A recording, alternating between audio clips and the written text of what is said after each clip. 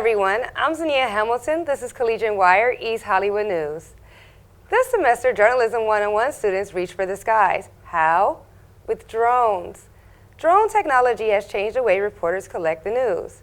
Here with the story is Joshua Wade. Drone technology is taking the world by storm. Journalism is right there in the fast lane. Reporters capture drone footage during police chases, protests, and sporting events. Anyone can fly a drone for recreation, according to the FAA, but a drone pilot has a license, like Professor An. He's teaching students about the blades and how to place them. He also explains the best safety practices for drone operation. Students are all ears. We're working with a real machine, a real piece of, a real aircraft.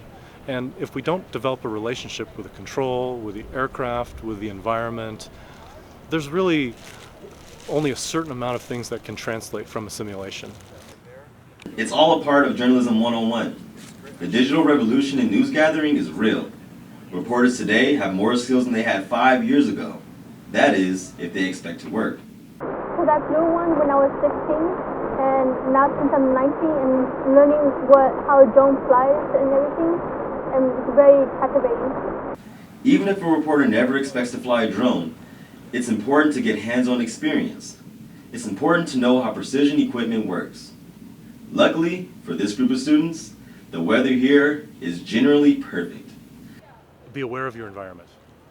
If you're not aware of your environment, you don't know where that tree is, you don't know where the people are, you don't know how to keep the aircraft in a safe space. I'd say the other key safety practice is if you don't know what you're doing with the drone is to let go of the controls. Drones are set up so that if you let go of the two sticks, it will hover in place, it will hold. That's the best thing to do if you think you don't have control of the drone, if you don't know why it's responding the way it's responding.